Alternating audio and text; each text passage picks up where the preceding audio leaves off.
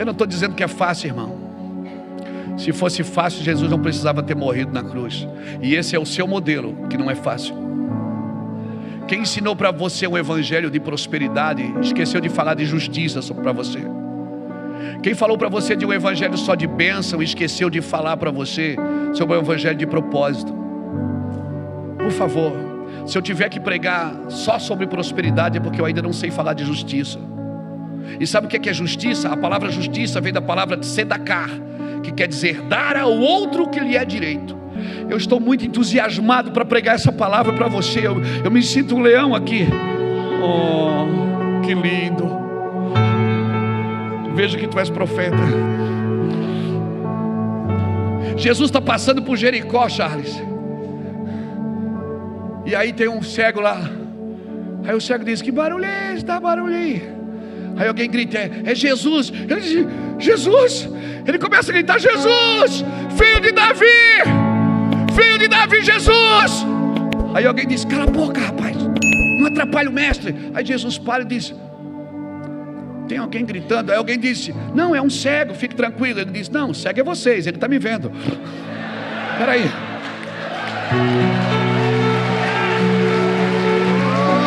Não, ele não é cego não, ele está me vendo.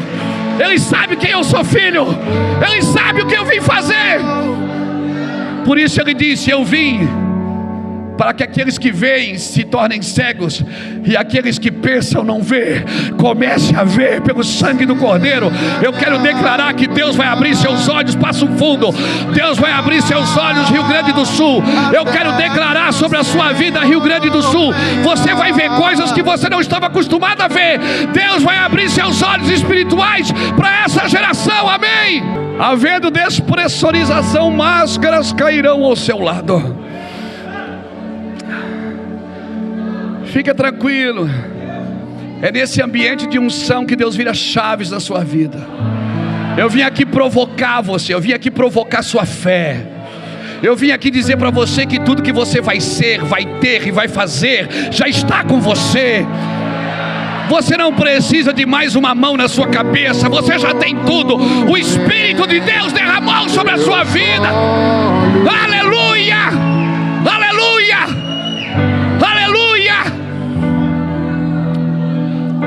Tudo que você vai ser, vai ter e vai fazer já está contigo. Porque quando Ele soprou vida em você, Ele soprou tudo que é dele. E Ele deixou claro, muitos dirão: o reino está aqui, o reino está ali. Ele disse: não acreditem nisso, porque o reino está dentro de você. Não procure o reino em outra pessoa, não procure o reino numa denominação evangélica. O reino está dentro de vós. O reino não vem com aparência visível. Nem tudo que aparece se manifesta. Às vezes só o que aparece só se exibe, mas não se manifesta. O que se manifesta é de dentro para fora. Lembra que nós cantávamos? De dentro para fora. Já está aí dentro. Você está esperando para ir para a eternidade, mas a eternidade já veio habitar em você. Como isso? Está na Bíblia, leia Eclesiastes capítulo 3, versículo 10. Ele colocou a eternidade no coração do homem. Por isso eu já estou vivendo um avivamento. Como? Para de olhar para a crise de fora e começa a olhar para a glória de dentro. Comece a olhar para o que você carrega, está dentro de você. E esse reino está esperando alguém que creia, que chegue no lugar. Jesus chegava no lugar, Ulisses. Ele não tinha nada na mão. Ele não tinha nada para oferecer. Quando ele pisava, ele dizia: é chegado a vós o reino de Deus. E as pessoas diziam: mostra o reino, cadê o reino? Isso é coisa de maluco, gente.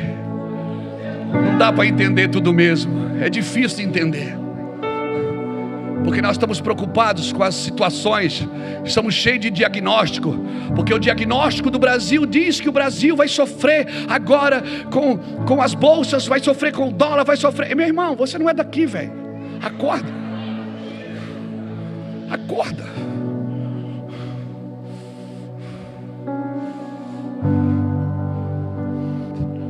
Alguém me viu falar isso, disse: você é de esquerda. Eu disse: eu sou do alto. Eu não estou procurando um lugar abençoado, eu sou do alto. Eu vim para tocar os dois lados.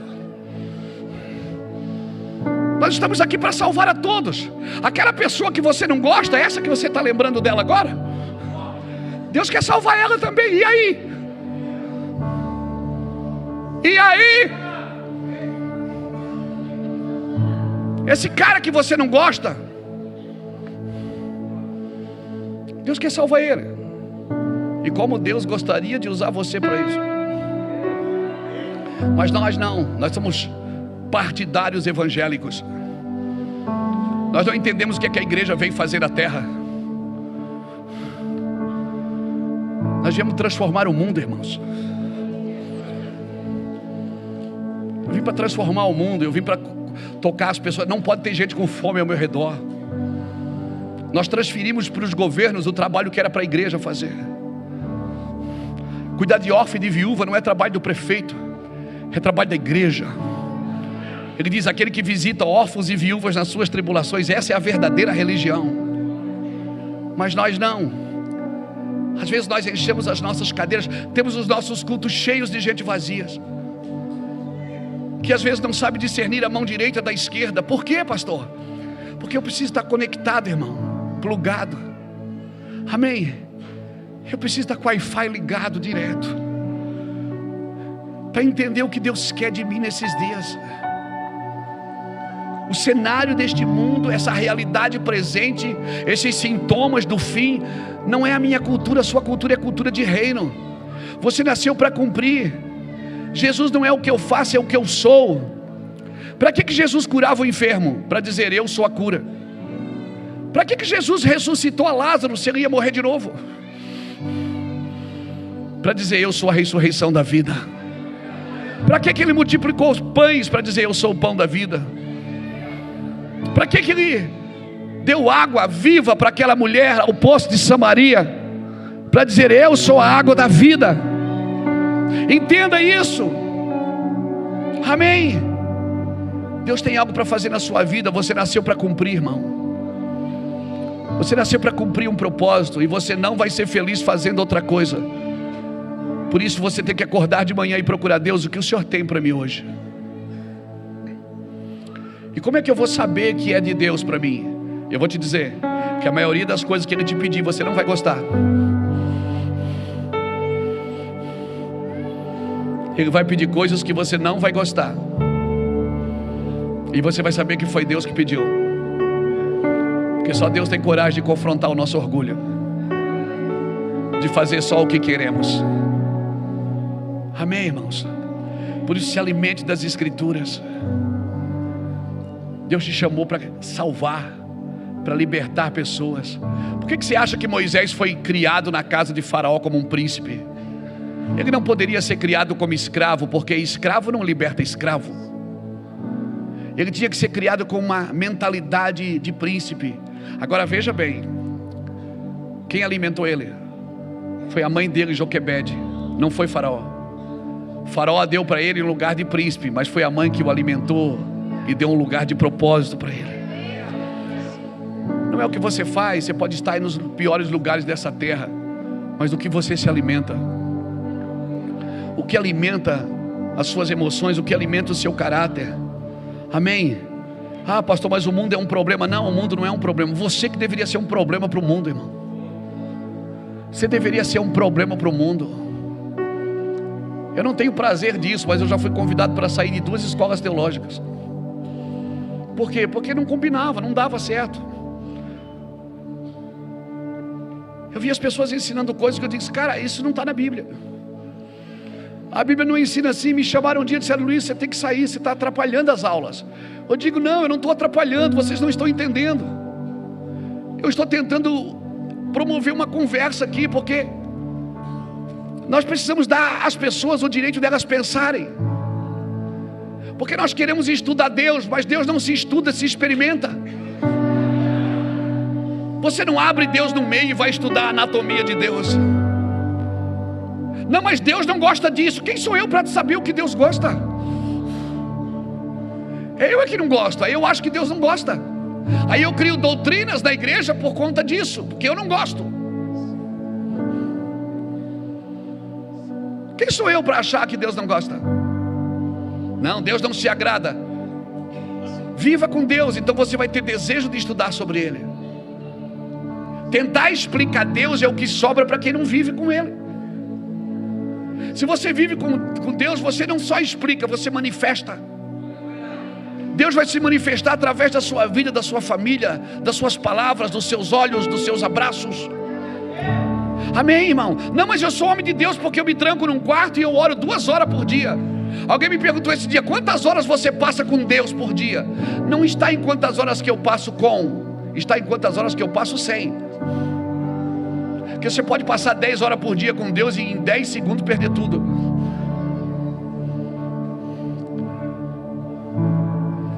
As pessoas querem saber a chave. Qual é a chave da unção? É jejuar quantas semanas? É orar quantas vezes? É quantas vezes ir ao monte? Não, irmãos. Não é isso que atrai a unção. Até porque o fogo você não produz. Você constrói o altar e Ele vai derramar fogo sobre o altar e o fogo jamais se apagará. O seu trabalho é construir o altar, não é produzir o fogo. Não é produzir o fogo. Entenda isso. Nós somos chamados para atrair a presença de Deus, não para produzir algo, para prender as pessoas em nós. Tem coisas que você chama de problema, mas não é problema, são bênçãos na sua vida. Elas estão deixando você mais parecido com Jesus. Nós temos um restaurante que dá comida para morador de rua lá em Itajaí. E de vez em quando que eu posso, que eu não estou viajando, eu estou lá, dou uma pregadinha lá também. E há anos atrás tinha um cara que ele vinha comer no restaurante todo dia. Aí um dia ele disse assim para mim: pastor, posso fazer uma pergunta para o senhor? Eu disse: pode. Por que vocês dão comida para a gente? Eu disse: vocês precisam comer. Ele disse: o senhor quer levar nós para a tua igreja? Eu disse: não, você não precisa ir para a igreja para vir aqui comer. Nós estamos dando comida porque Deus mandou a gente dar a quem te pede. Ele não diz dar a quem merece, Ele dá a quem te pede. E eu dou. Tá, mas se eu não quiser mudar de vida, eu posso vir aqui comer todo dia? Eu digo: pode. Ele disse: e se eu quiser sair daqui e usar droga, eu posso vir comer todo dia? Eu digo: pode. Ele foi me provando. Eu disse: pode. Ele disse: então o senhor está perdendo tempo.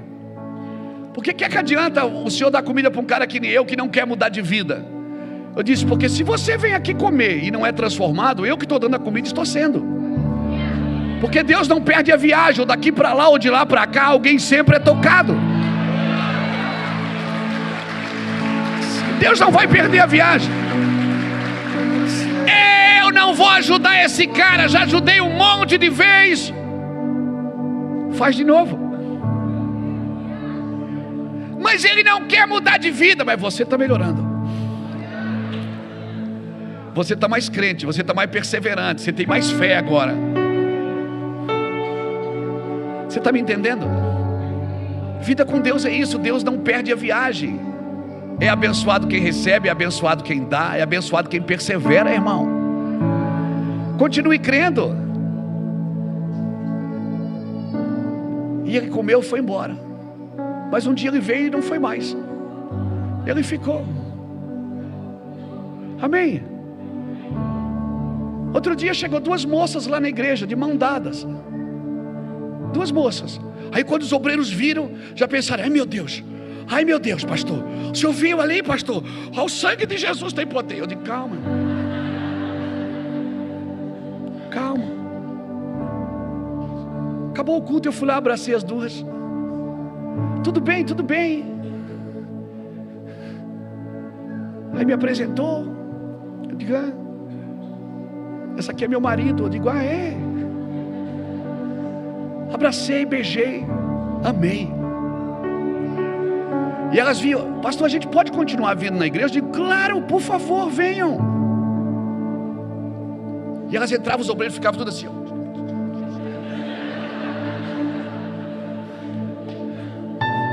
Diziam domingo, e vinha o outro domingo, e vinha o outro domingo.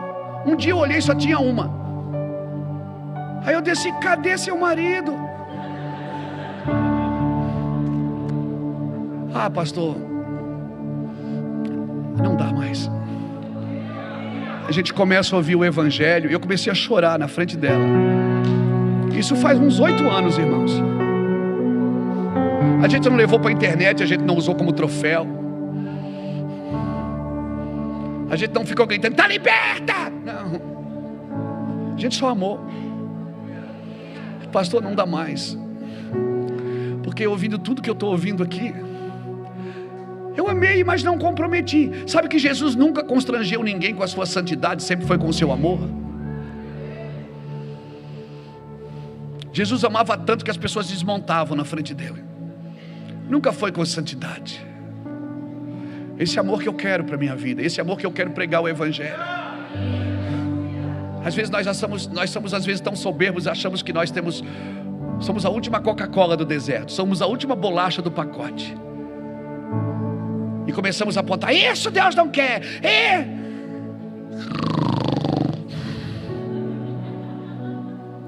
Amém. Deus não mandou você julgar ninguém, Ele mandou você amar. Ele disse, cumpra o seu propósito, ame. Eu te chamei só para amar. Quem decide sou eu, quem vem para a mesa ou não. Jesus foi morto. Tinha 2 ladrões do lado dele. 2 ladrões. Um olhou para ele e disse, tu não é o Jesus, o Filho de Deus? Desce daí, rapaz, tira nós daqui também. Você não é de coisa nenhuma, não é de nada. Jesus falou com ele? Não, Jesus nem o respondeu. O outro disse, cala a boca, Isa. Nós somos ladrões, mas ele não fez nada, ele é inocente. Ele olhou para Jesus e disse, Senhor, mestre, lembra-te de mim quando entrares no teu reino. Jesus começou o quê? A conversar com ele. Disse, não, fica tranquilo, ainda hoje você vai estar lá comigo. A minha pergunta é, Jesus morreu por qual dos 2 ladrões? Ele morreu pelos 2, mas ele deu atenção para quem quis.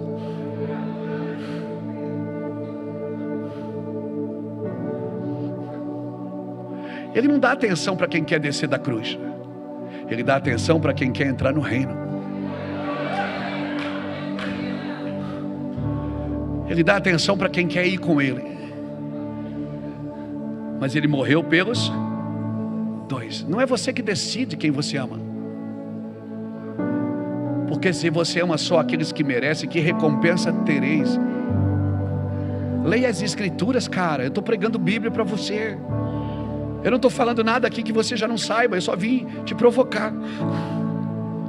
Eu vim provocar em você um amor para cumprir um propósito. Você não vai cumprir isso sem amor. Pastor, mas é difícil, está muito difícil. Aí eu me lembro de Tiago, capítulo 1, versículo de 1 a 3. Meus irmãos, tende por grande alegria o passar por provações, sabendo que a prova da vossa fé desenvolve a perseverança, e a perseverança deve terminar a sua obra, para que sejais maduros, completos, não tendo falta de nada. Meus irmãos, tende alegria o passar por sofrimentos, por dificuldades, por morte, por perdas. Essa é a hora que você diz, aleluia. Por favor. E agora, crente? Cara, eu gostei desse cara. Vamos comigo, pai. Me ajuda. Tem uns lugares que eu vou que não sai nem aleluia, irmão. Glória a Deus. Então a grande comissão que Deus tem para a sua vida não é uma grande sugestão, é uma ordem. É uma ordem. Tem coisas na Bíblia que estão como ordem, não é como sugestão. Amar é um mandamento. Amar é um mandamento, mas eu não estou tintindo de amar. Eu não tinto. Você não tem que tintir, você tem que amar. Mas eu não sinto de perdoar. Você quer sentir para fazer quando você tem que fazer para sentir. A fé não sente, a fé sabe. A fé é a firme convicção, não é um sentimento da alma. A fé é uma convicção. É você olhar para o cara e dizer, você não vale nada, mas eu gosto de você. Você está me entendendo, meu irmão? Amém? Pegou. Como diz o pastor Sérgio, pegou no seu espírito. Tem coisas que você tem que entender no espírito, senão você não vai compreender. Eu duvido você olhar para alguém que está do seu lado e dizer: você não vale nada, mas eu gosto de você, eu vou te amar.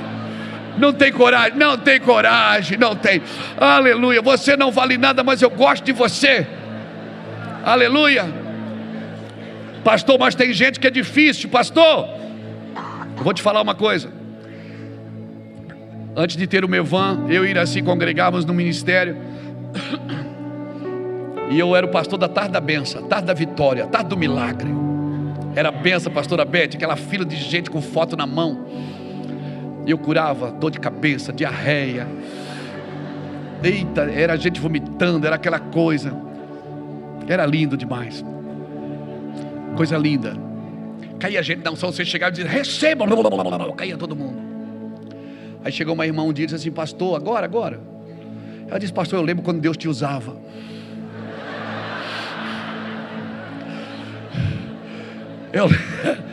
Pastor, eu lembro, eu sou aqui muito tempo no Mevan, eu lembro quando você vinha assim e dizia: receba. E blá, blá, blá, blá, blá, caía todo mundo, pastor. Como Deus te usava. E eu dizia: para a senhora ver como Deus me usava. Ela disse: pastor, o senhor já percebeu que não cai mais ninguém na unção? Eu disse: não, porque agora Deus está derrubando a gente por dentro. Tem muita gente que caiu na unção, levantou e não mudou de vida. Agora Deus está derrubando conceitos, resgatando os princípios, restaurando os valores. Agora quando a unção vem, não precisa mais ninguém empurrar, a gente se joga. Ela disse: é verdade, pastor, como Deus te usa, meu querido. Eu digo: aleluia. Eu não estou dizendo que é fácil, irmão. Se fosse fácil, Jesus não precisava ter morrido na cruz. E esse é o seu modelo, que não é fácil. Quem ensinou para você um evangelho de prosperidade, esqueceu de falar de justiça para você. Quem falou para você de um evangelho só de bênção, esqueceu de falar para você sobre o evangelho de propósito. Por favor, se eu tiver que pregar só sobre prosperidade, é porque eu ainda não sei falar de justiça. E sabe o que é justiça? A palavra justiça vem da palavra tzedakah, que quer dizer dar ao outro o que lhe é direito. E qual é o direito desse cara? Deus falou que eu tenho um dever para com ele, que é amá-lo. Eu tenho um meu dever. Se eu cumpro o meu dever, alguém vai cumprir o meu direito. Vai ter gente difícil que vai passar na sua vida. Todo mundo que passar na sua vida vai deixar algo, seja de bom ou seja de ruim. E como você reage a isso é que vai dizer até onde você vai com Jesus. Eu me lembro, nós congregávamos, eu e Iraci, no Centro Evangelístico lá em Itajaí, uma grande igreja. E eu fazia lá a tarde da bênção. E toda semana vinha uma mulher com a foto do filho dela. Toda semana ela vinha na primeira fila assim, uma igreja enorme, cabe 3.000 pessoas sentadas. Eu fazia a tarde da bênção lá com 1.000 pessoas numa tarde de terça-feira. Era a tarde do milagre. Muitas coisas. O SAMU trazia gente para a gente orar. E aquela mulher ali na frente com a foto do filho. Um dia eu chamei ela e disse: vem cá, irmã, é seu filho? Ela disse: é, pastor, é meu filho. Ele precisa tanto de Jesus, pastor. Isso não vale nada. Está preso. Eu digo: está preso? É, pastor, esse guri é terrível. Eu sigo, é o único filho? Não, tem mais 2, mas os outros 2 são uma bênção. Os outros 2, pastor, menino bom, casado. Esse aqui não vale nada. Eu digo: a senhora já aceitou Jesus? Ela diz: não é eu que preciso, é o meu filho que não vale nada. Eu digo: tá bom. Ela ficou ali um tempo, 1 mês, 2 talvez. Um dia ela aceitou Jesus, com a foto do filho na mão, disse: eu quero Jesus, eu quero. Aí aceitou Jesus, eu orei por ela. Passou mais uns 2 meses, e a foto do miserável na mão. Passou mais uns 2 meses, o filho bom veio com ela. O bom, aquele casado, perfeito, trabalhador, veio com ela. Quando eu convido para aceitar Jesus, a família dele toda, a esposa, mais uma criança, vem para frente. Uau, passa mais 1 mês, talvez uns 20 dias. O outro que valia tudo, o miserável ali na foto. Agora já não estava mais ela com a foto, estava ela, os 2 filhos bons, aceitou Jesus também. Um dia eu estou pregando, está a família toda assim com a foto da mão levantada. O Espírito Santo assim falou: filho, você viu o que eu fiz? O miserável ganhou a família inteira só com a foto.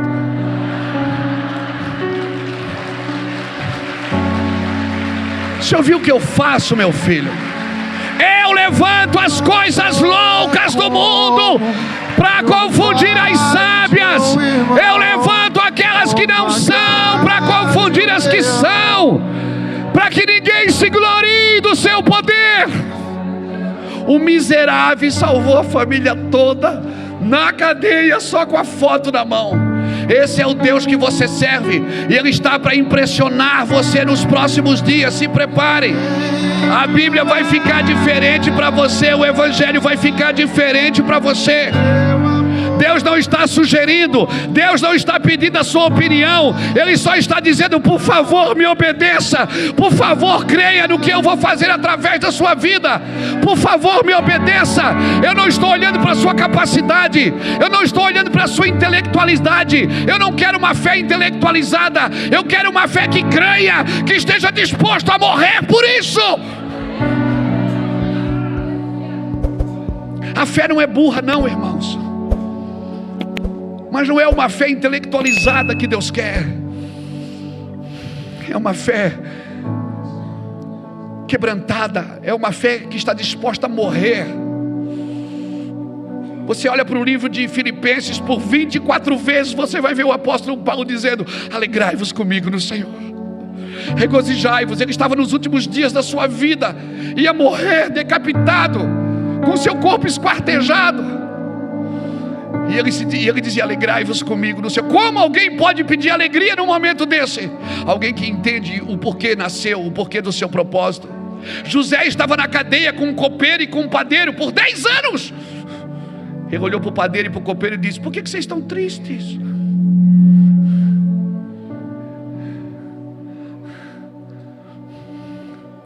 Todo mundo tentou impedir Jesus de chegar na cruz. Ele disse: não foi para isso que eu vim. Pilatos disse: eu tenho poder para te libertar, me diz quem você é. Ele disse: você não tem poder. Ninguém tira a minha vida, eu a dou. Ninguém pode matar quem já decidiu, querido. Ninguém pode matar quem já decidiu. A Bíblia diz que uns pela fé apagaram a força do fogo, outros pela fé morreram na fogueira. Aí eu pergunto para você: quem tinha mais fé, quem apagou o fogo ou quem morreu na fogueira? Os dois tinham fé. Quem tinha mais fé, quem morreu no Covid ou quem ficou vivo do Covid? Não, irmãos, quem vive uma vida eterna, morrendo ou vivendo, sabe quem é em Deus. Quem sofre somos nós que ficamos. Mas diz: aquele irmão tinha tanta promessa e Deus levou. Deus levou porque tinha promessa? Porque nós não temos consciência de vida eterna. Nós temos consciência somente de realidade presente. Nós temos consciência só: perdi, só de perda. Sabe quem é que tem sentimento de perda? Quem tem sentimento de posse. Se você não tiver sentimento de posse, você nunca terá sentimento de perda. Nada é seu, dele, por ele e para ele são todas as coisas. A ele seja a glória na igreja, amém. Tem mais, deixa eu terminar, amém. Calma, ainda falta passageiro, calma. É bom demais ser crente, não é, gente?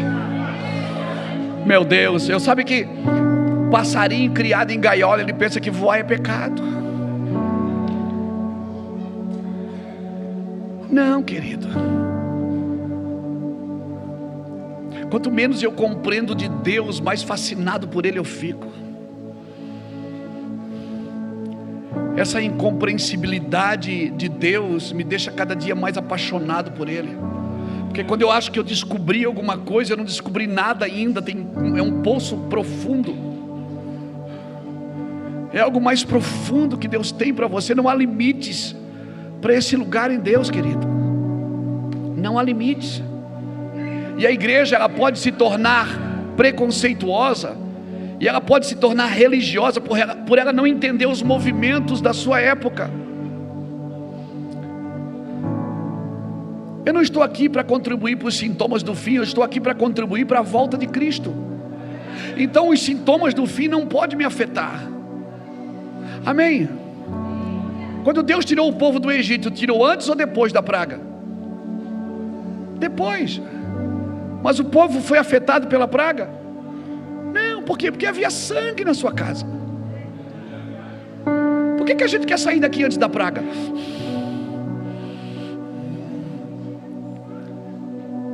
Por que a gente quer no melhor momento da igreja dar no pé? Será que Deus não quer que a igreja fique para mover as águas do avivamento? Amém? Você não é um peixe de aquário não, meu filho. Peixe de aquário come na hora certa, na hora que o dono dá água, dá comida. A água está na temperatura certinha, ele não tem problema.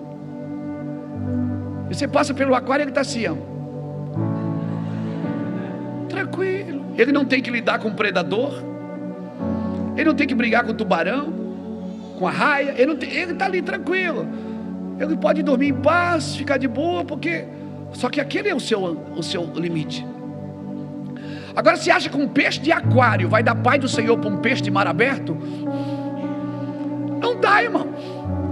Que ele não compreende essa vida, que o cara tem que lidar com um predador todo dia, que o cara tem que fugir da raia e cai na boca do tubarão e chuta daqui e chuta de lá.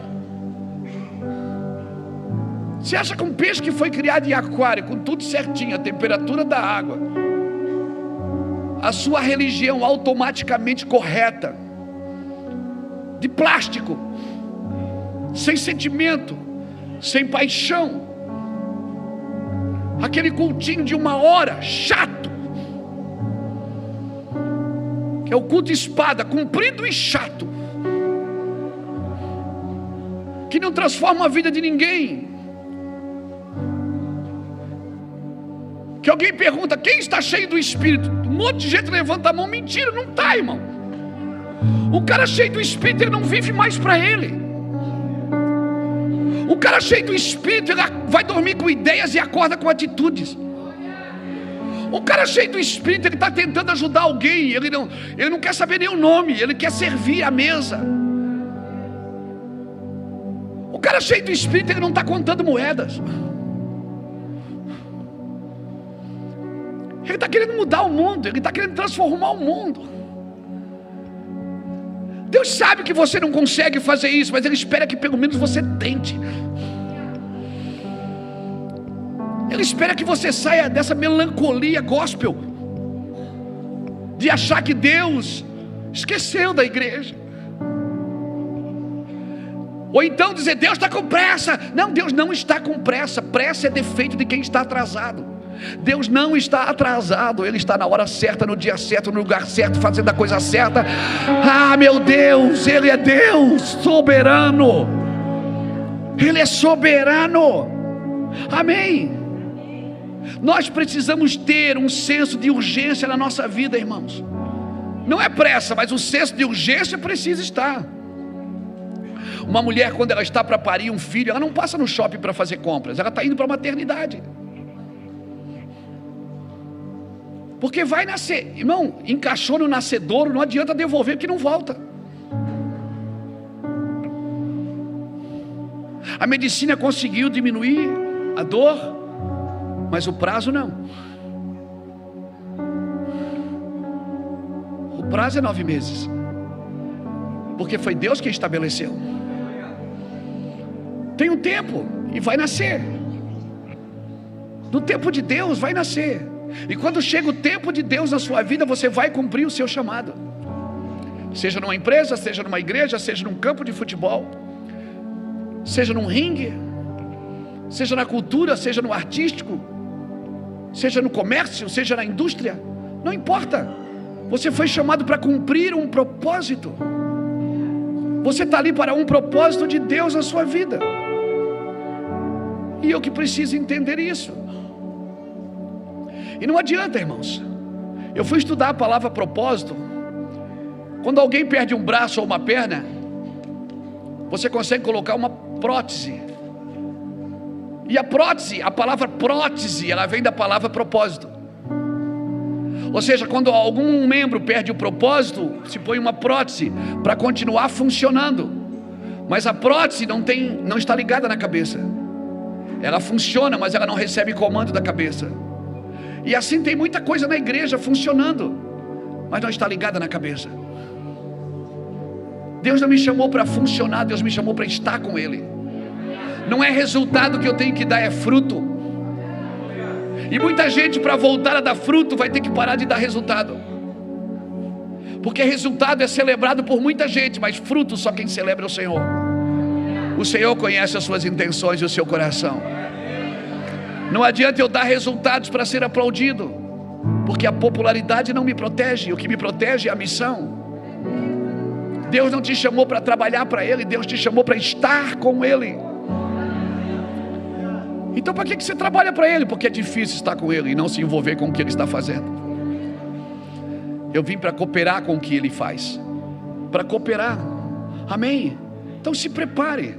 Eu vim aqui hoje, irmão, com uma mentalidade de acender uma luz. Não para você conquistar mais, mas para você recuperar o que foi perdido. Aquela mulher tinha 10 dracmas. 10. Sabe o que é 10 dracmas? 10 moedinhas no seu véu. Ela perdeu uma. Irmão, dá uma puxadinha, dá uma emendadinha, fica com 9, está tudo certo. Mas não. Era uma moedinha que você nem percebia, de tão pequena que era. Mas ela não continuou com as 9. E ela perdeu a dracma onde? Dentro de casa. Você nunca vai perder nada aqui fora sem perder aqui dentro primeiro. As coisas que você perdeu aqui fora é porque você perdeu aqui dentro. E as coisas que você vai ganhar aqui fora é porque você vai ganhar aqui dentro primeiro. Ela perdeu a dracma, o que é que ela fez? Ela acendeu uma luz. Esse é o meu trabalho, acender a luz. Acender a luz para quê? Para te ajudar a encontrar. Agora pasmem, quando acende a luz, você não vê a dracma, você vê que a casa está suja. E é por isso que muitos desistem quando acende a luz. Porque ele acende a luz, ele pensa que já vai achar a dracma, pensa que já vai receber o dom. E Deus diz, não, nós vamos precisar de uma faxina primeiro.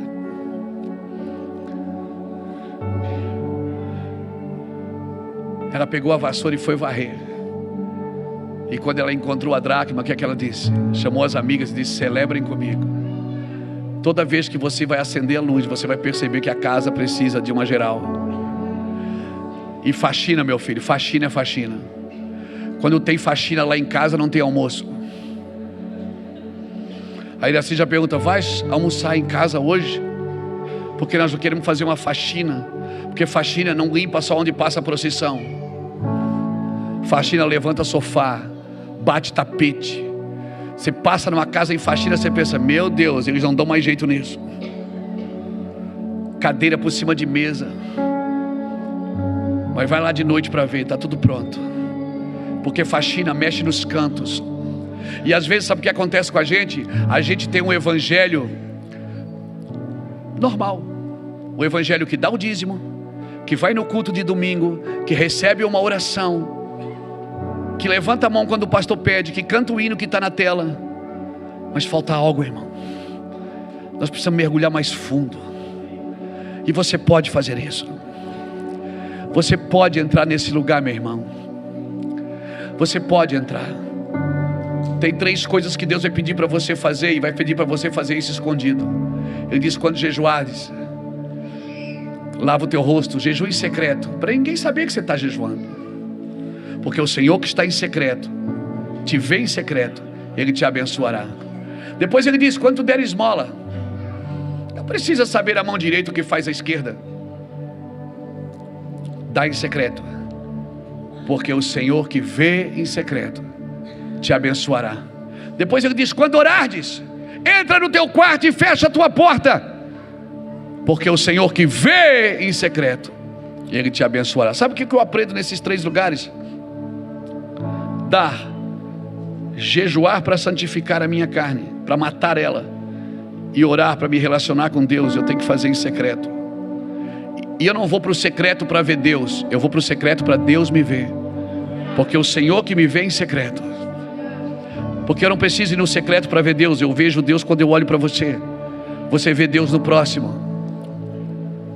Deus te chama para estar com Ele, para que Ele te veja. Ele veja as suas ações, veja a sua sinceridade. E eu vou te falar, cara, não adianta enfeitar não. Não adianta engrossar a voz. Oh Deus, não adianta.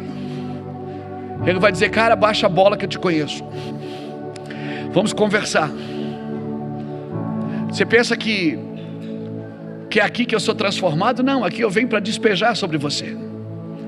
É lá no meu quarto que ninguém compra meus livros. É lá que ninguém tira foto comigo. É lá que ninguém diz que unção, que palavra. Lá é só nós dois. E lá não adianta eu enfeitar, velho. Lá é nós dois. E ele olha para mim e diz, vamos conversar? Eu digo, vamos. Está disposto a conversar? Eu digo, tô. Está disposto a falar tudo que fez? Eu digo, tô. E aí você começa. Aí no final, sabe o que ele diz? Eu digo, no final você pensa, cara, acabou para mim. E ele diz, a quem enviarei?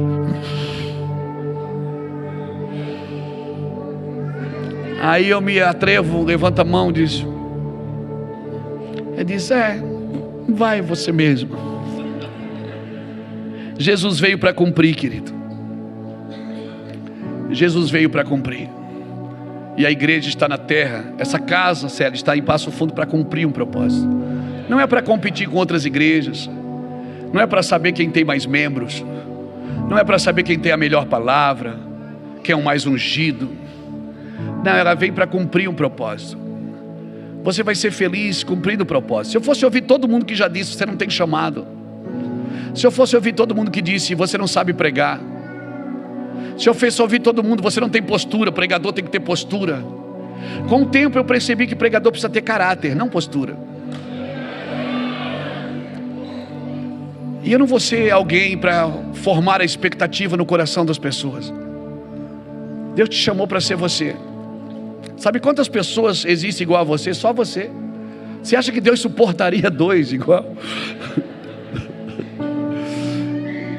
É assim que Deus quer. A parada de Deus é com você. E sabe, Deus não vai receber a adoração que você tem que dar para Ele de outro. Deus não recebe a sua oração de outro. Deus não recebe a sua adoração de outro. Se você não der, esse lugar vai ficar vazio. Porque essa adoração, só quem pode dar para Deus é você, ninguém mais. Eu acho que agora a gente pode decolar. Eu acho que agora a gente pode orar. Eu acho que agora a gente pode. José, para me enterrar, para me encerrar. Depois você lê Gênesis 45 na sua casa. Leia do versículo 1 ao versículo 8.